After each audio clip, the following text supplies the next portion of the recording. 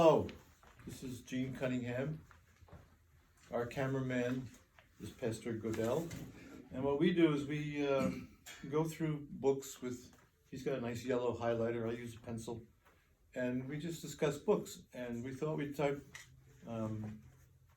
making a recording of some of our comments.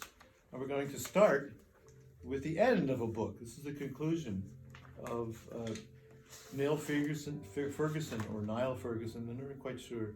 Civilization, the West, and the rest.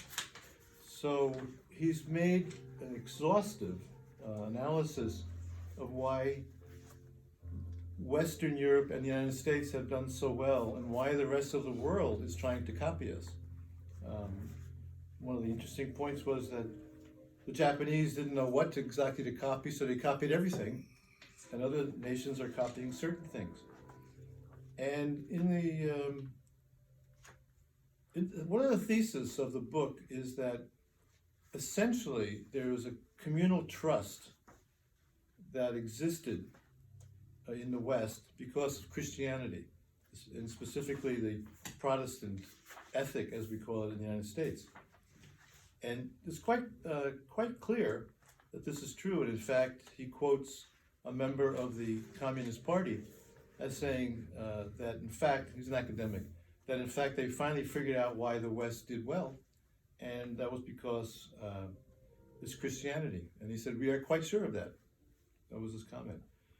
And there's now, Mr. Ferguson mentions a city in China where Christianity is booming, and it's being left alone because it's doing very well commercially, which is what the Communist Party needs, being an oligarchy, and all oligarchies want money. In here he mentions that 0.4% of the population owns 71% of the assets of China. So it's not really a sustainable situation, but it's not the same as other countries, and it might actually become a real threat in the future. And that's part of the logic of the book. So we're coming to the conclusion. So Pastor Goodell, want to join us on, ask something? No, I just want to point out that what you had said, Weber had pointed out, he supposedly introduced the Protestant ethic, and that introduced trust, dedication, commitment, and a lot of other elements that were important to making the Industrial Revolution work the way it did. And of course, in China, one of the big things was the China Inland Mission. And Hudson Taylor and others began to introduce Christianity into China, and that brought all of the things together that you were just talking about. Gave us the trust that was necessary. And the areas where Christianity thrives, we also have an industrial complex developed in China as well. I thought it was interesting on page 296, he talks about the development of political, he calls it political anacyclosis, monarchy, kingship, tyranny, aristocracy, oligarchy, democracy, and ochlocracy. And the thing that you and I've talked about often is that we've seen a lot of references to the United States as a democracy rather than a republic. So we would be in the position of number 6 that would lead to the mob rule at the end of it there, at least to an oligarchy, as you mentioned. This is essentially an Aristotelian listing. I remember this from graduate school. We had a line, bad, good. Bad was tyranny, good could be a monarchy. And the important point that I always make is that demos means people. It's a crowd of people. So it's your PTA is a democracy, maybe somewhat. The United States is not a democracy. Democracy, as the communists in Russia knew, was the first step towards socialism. And that's where the United States is right now. We're being told that we have to be more democratic, get rid of the Constitution. The 17th Amendment added a democratic control of the Senate, which was a big mistake. But let's go back to what we're talking about here. This is an interesting, it's a summary of a very profound book, actually. And He refers to numerous references here. He refers to Arnold Toynbee, the study of history, and introduces the concept of civilizational suicide, where leaders stop responding to the challenges they face creatively, and they become more interested in the development of power. He also mentions here too that the American historian Carroll Quigley, on page 297, he says that civilizations had, like man, 7 stages: mixture, gestation, expansion, conflict, universal empire, decay, and invasion. So most civilizations were taken from within rather than taken from within, or at least they made it possible for those that were their enemies to take them. And he noted that Bill Clinton was one of the people that studied this at Georgetown School of Foreign Policy. What I did, just before that, I made a special 2 check marks on something that was very important, I think, that political philosopher Henry St. John, Viscount, or Viscount, I don't know what they say in England, Bolingbroke in 1738. He said, civilizations carry in them the seeds of their destruction, and they grow and improve for a time. They will soon tend visibly to their dissolution. Every hour they live is an hour less they have to live. I think Americans don't understand this, especially with respect to the American freedom of speech. You can have freedom of speech, which is essential to our government, but it's also the very seed by which the government can be destroyed. All right, so what else we got? He talks about the rise and falls of great powers and goes through it, accelerates that a little bit on the next page, and then over to 299. Did you mark anything on 299? Well, I'll just read it having no idea of the context. Okay. Unfortunately, political leaders in any society, primitive or sophisticated, have little incentive to address problems that are unlikely to manifest themselves for hundreds of years or more. Oh, well, welcome to Wall Street. We're very short. I was thinking this morning, Tesla is working to put electric cars in China, which will become the largest car market probably in about 10 years. And he's basically giving away his technology to an enemy. But in the short term, the Tesla shareholders will be very happy. As Stalin said, the Americans will manufacture the rope by which you can hang them. Anything else? No, I marked that section too, and down below at the bottom paragraph there, he talks about civilization, as he's tried to show in this book, is a highly complex system. So when you study civilization, you just can't look at one aspect of it. You have to look at as he does all through the book, he talks about one of the things you and I looked at. He has work, he has consumption, he has medicine, he has property ownership, he has science, and then he has competition. He goes all the way back and starts out by talking about Rasselas' question of the complexity of civilization. So that's very good. Yeah, the whole book actually points out that you can't study one aspect of a civilization. You have to actually look at every part of it, and even just one, if you take one, the Industrial Revolution, as he points out, you can't study it separately from all the other elements involved, and particularly the element of the Protestant ethic that he talks about. The term he uses is asymmetrically organized, and apparently in equilibrium. And if you think about our society, there is a very complex matrix of balances that exist, and it's so easy to break that balance, which is part of what's probably politically going on now. They want to break the balance, and if you have an asymmetrically organized system that's complex, you essentially must have trust. You must have a belief in the contract and a belief in an objective truth. He says it's Christianity. He also mentions other systems like Buddhist system, but there has to be an objective source of morality, because relative morality doesn't work. So, You know, one of the things that he talks about too on page 300 there is that that when you look at the structure of a civilization, you have to understand its complexity, and that you can't just simply single out that one thing, as we mentioned earlier. On page 302, he has this paragraph. He says, talking about war here, he said, if the incidence of war is unpredictable as the incidence of forest fires, the implications for any theory of the rise and fall of civilizations are immense, given the obvious casual role played by wars in both the ascent and descent of complex social organizations. And you and I studied 1984 by Orwell, and one of the things that we looked at was the fact you have to keep a war going in order for the socialistic system to develop. And he goes on and talks more about the Ming Dynasty and the Roman Empire and how the rise and fall, it's like a cyclic thing. It appears from beginning to end. It's not exactly part of the book here, but it's my theory that essentially human beings are tribal. Aristotle says they're social, but they're tribal.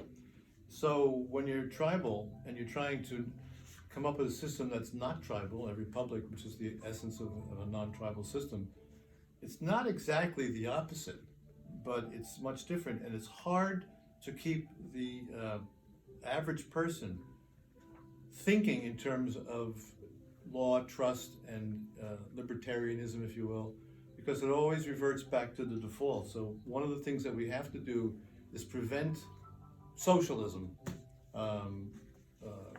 the precursor to Marxism.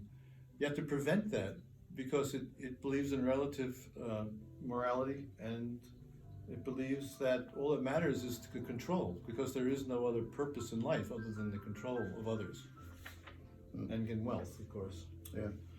And he mentions on page 303 and following, summarizing what we looked at extensively earlier, the fall of the British Empire from world dominance, and then the fall of the Soviet Union, which occurred in our lifetime, actually.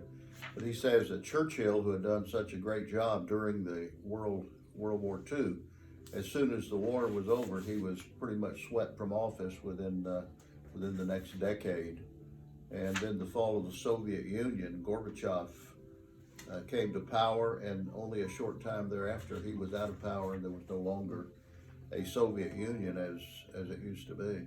And the great empires fall, if I recall, somewhere in here, usually after a monetary crisis and foreign wars that drain the country.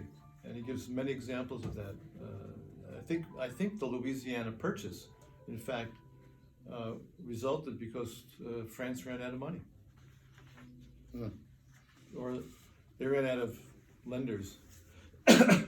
So let's see, we got a list here on 305. Yeah, that's where I am now. I want you to read that list. He actually talks there about why did the West dominate the rest and not vice versa? And then he said, these are my arguments. He calls them the 6 killer applications. Well, that's right. Of the rest. Why don't you read those? He prefaced the book by talking about apps, which is kind of interesting. This is a 2010 book. So the killer apps for the West that are being picked up around the world, well, first is competition. Europe itself was fragmented, so there was internal competition there. The second is the scientific revolution, not to be underestimated. The scientific method, which is being abandoned now in our universities because they get funded by the government, so they just come up with whatever the government wants. But the scientific revolution is an Aristotelian method of testing your hypotheses and testing the data that you come up with. It's organized and it's objective and it worked. The third one is the rule of law and representative government.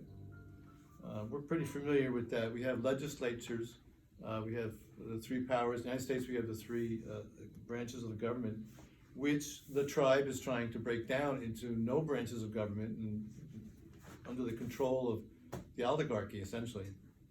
And the 4, modern medicine. This was an eye-opener.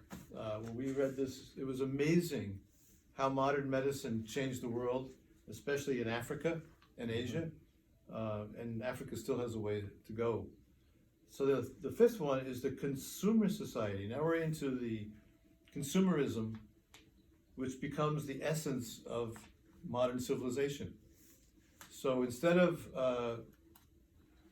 just the rich people having money and buying things and everybody else walking around poor, the entrepreneurial system resulted in, let's say, Henry Ford paying his workers pretty well because he wanted them to buy his cars. So it became an interesting handshake between producers and consumers.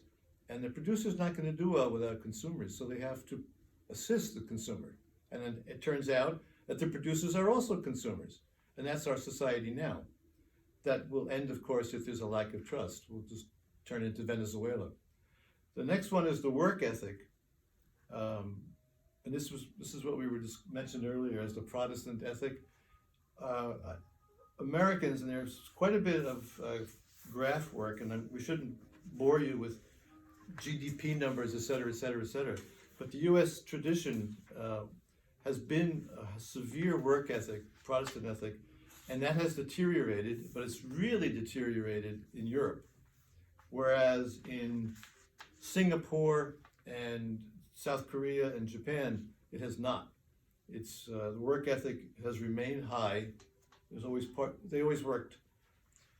The Asian cultures always worked hard to survive and to make the village survive, but now they have the advantages of the other items, which makes their progress grow very quickly, or move ahead quickly. So here we go, let's see. So he's talking about wars and financial crises as the problem that causes great societies to collapse. And he also indicated they collapse very quickly. They don't just like take 150 years. Even Rome, he mentions, actually collapsed very quickly. Anything you want to add there?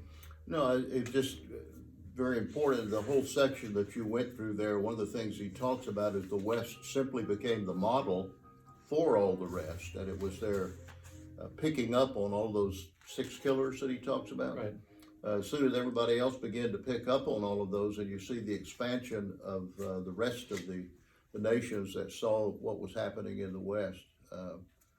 He says here that it is important to remember that most cases of civilizational collapse are associated with fiscal crisis, Right. and wars, as you mentioned. And he expands on that over the next several pages, and like you mentioned, there are a lot of little details that he gives in here. Book well worth reading, by the way. And there's quite a few mentions of China, because that's the upcoming culture. And he says over in 314 I was looking at that China fell behind the rest of the world, having been the leader of the world, in a sense. And that was not because of the Opium Wars, but of a protracted internal sclerosis that was inherent in the Far Eastern system of cultivation and the imperial rule. Ottoman Empire, the same things, they get stagnated. The oligarchy protects itself. The Austrian-Hungarian Empire, its job was to protect itself, and it was unable to adapt. And he also mentions later on that you have to have an adaptive society. So Yeah, one of the things he mentions at the bottom of page 314, he says, as for the work ethic, that was spread to the East not by the sword, but by the word. He said, above all, by the major improvements in public health and education achieved from the mid-20th century onwards. And China, as you mentioned, some of the Eastern countries were locked into their cultural representations, an emperor, that sort of thing. So they did not want to participate in the earlier expansion. He mentioned the currency war, too, between China. And what I found interesting was he quoted Chinese leaders, and it gives them a little more depth than the image that we had portrayed in this country. For example, the Chinese were very upset with quantitative easing, which was kind of something we were doing in this country, which was the government would buy its own bonds, and that resulted in an inflation in China, and they've been desperately trying to counteract what essentially was an American procedure to undo what it's been doing. So it's like a domino effect of people trying to undo what we've been doing, and we've been spending too much. Period. That's it. There's no way around it. We're spending too much. We have a very nice life, and that life is fostered by borrowing. Did you notice he mentioned on the top of 316 the talking about if you had to summarize China's new grand strategy coming out of the backwardness of it had been moving now toward what America had been doing. He mentions 4 mores, M-O-R-E-S: consume more, import more, invest abroad more, innovate more. And if you're paying attention to the news of the world, which is hard to do in this country, that's exactly what they're doing. Yeah. The road, what's that? The road and something program? Mm. You know, the Chinese road program where they're building infrastructure all over Asia. Mm-hmm. They're entrapping other countries into their control, into China's control, by investing more.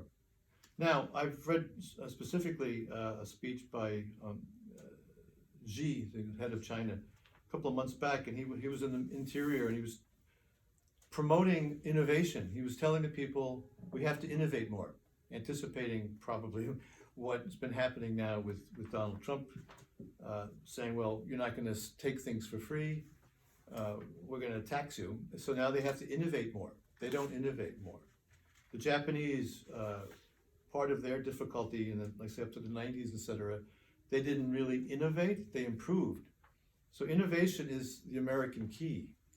We have resources and we have the brain power to innovate, except not too much anymore because we're dumbing down our schools. And we have the graph, there's a couple of graphs on 319 is a graph of 14-year-old students' mathematics scores. The United States is about 510. All right, that's the mean is 500. Taipei, China, Formosa, also known as Formosa, is almost 600. Same thing with Republic of Korea. Mm-hmm. Slightly less to Singapore, and Hong Kong comes next, and then comes Japan at over 570. So we're far behind the mathematical computational skills being taught in the schools, and I can... Number 9 actually on the world chart. We're number 9. Yeah. He says that the shift from the west to the east really lies in the realm of education. And then over on 319 there, he says, what could go wrong for the ascending Chinese dragon? And then that's the next several pages. He gives he says, first of all, is that similar projection of inexorable ascent used to be made for Japan. It too was supposed to overtake the United States. So he said one of the problems would be the failure of the overtake. The second possibility, he mentioned... But the first one's not very likely. Yeah. Yeah. The second one, he says, is that China might succumb to social unrest, as has so often happened in the past. And then he says the third one is the plausible scenario that a rising middle class could, as so far as Western history, demand a bigger political say than they currently have in China. And then the fourth, over on 321, he says, the final pitfall is that China may so agonize or antagonize its neighbors that they gravitate towards the balancing coalition led by an increasing realistic United States. So and I think, correct me if I'm wrong, but I think his point is basically, this is 2010 by the way, his point is that these are not necessarily likely pitfalls. No. For example, social unrest, possible. It's happening now actually because of Hong Kong, the Uyghurs, the Mongolians. There is social unrest, but China is huge and it's basically several cities where the people with the wealth live and there's a lot of technology. So social unrest, I don't know. You're talking about poor people in the country who have $150 a month. No, they work for $1.50 a day. That's the average income outside of the big cities in China. Mm-hmm. They're holding the country together. That's all I can say, and it's quite remarkable to be able to do that. And I guess because people in general feel better off than they have been over the past. The Great Leap Forward? Was that the one where they killed 40 million people? Yes. Yeah, they just killed 40 million people in my lifetime. They didn't like the way the academics were thinking. Over on 322, he asks the question, should America seek to contain China or appease China? Opinion polls suggest that ordinary Americans are no more certain how to respond than is the president. 2010. Mm-hmm. In 2010, yeah. I think it's gone from appeasement to they're an adversary, and they're actually, right now they're an adversary that's locked in a dance with us because they can't really try to destroy us, because then they destroy their own economy. But once their consumerism becomes such that they're self-sustaining, now you have a problem, because they can actually fight us economically. And that's actually, remember earlier when we read, that's what actually made the Cold War effective involving the Soviet Union, is their economy actually did progress to the point where they were self-sustaining, even though the people did make very little money. When I traveled there, the average income for a factory worker was anywhere from $1.50 to $2 a day. Yeah. And then after they westernized, began copying the Wait, West. I gotta say this. Okay, go ahead. There's a great joke from the old days of communist Russia that the people said the government pretends to pay us, so we pretend to work. And that's the essence of the American system. Yeah. We actually earn a pretty good return for the work we do. All right.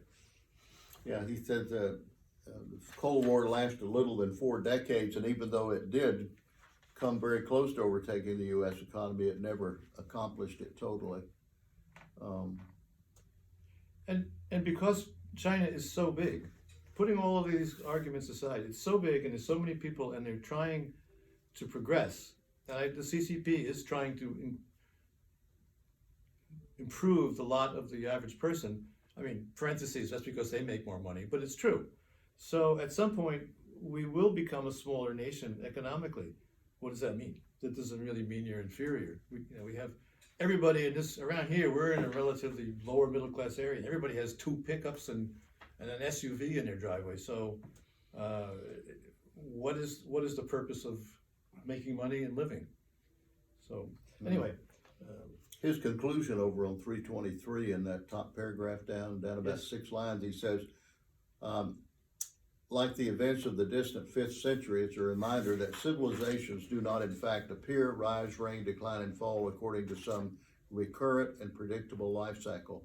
And what he does is he links all those things we talked about, the industrial part, the medical part, the educational part.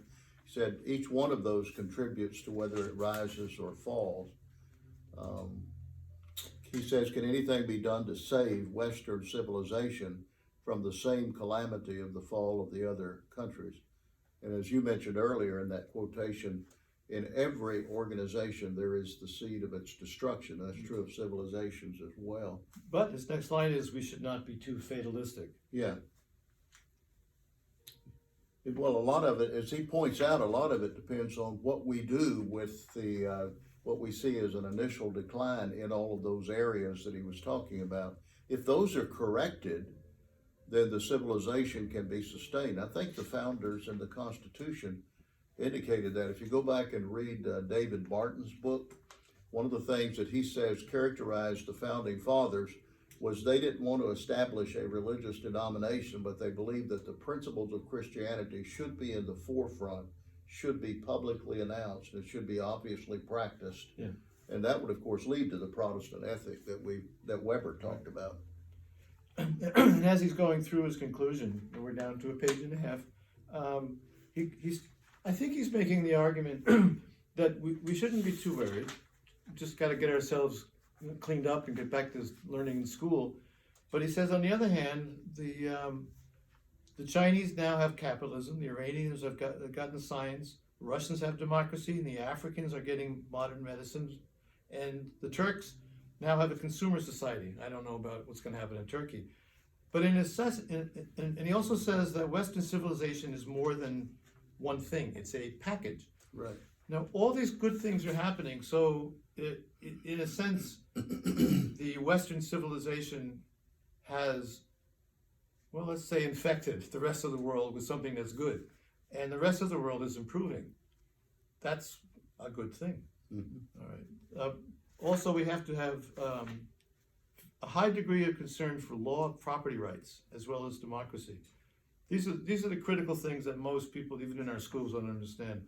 Property rights, to my mind, I'm a lawyer, is at the essence of what holds our civilization together. You can't have property rights without contracts, without law, without trust. Trust coming from Christianity or some religious background, some philosophical background. But it all comes down to the individual owns this phone and he wants to keep it. The tribalists say, well, no, that's not your phone. You didn't make it. So. Remember earlier we talked about the woman, Howe and John Smith, that came to America, and their main concern was property rights. Right.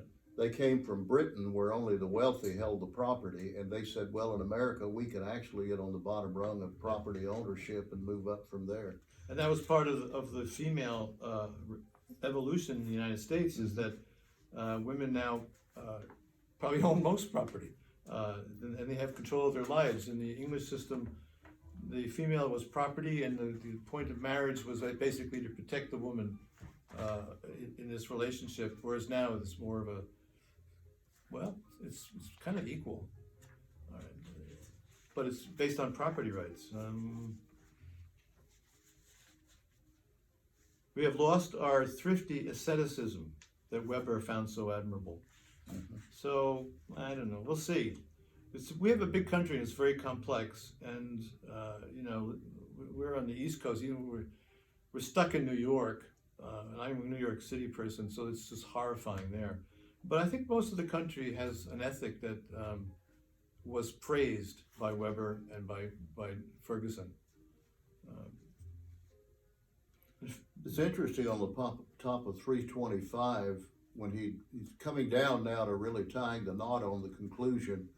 He says, maybe the real threat is posed not by the rise of China, Islam, or CO2 emissions, but by our own loss of faith in the civilization we inherited from our ancestors, which is behind the movement away from the Constitution that we see now happening.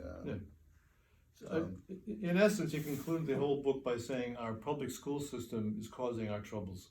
Yeah. That's the conclusion.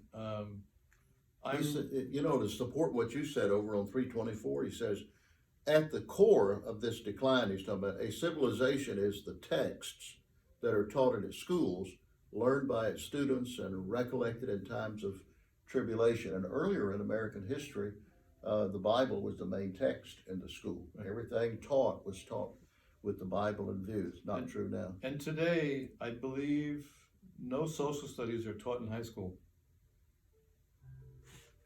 You talk to young people, they don't know basic structure of the Constitution. Yeah.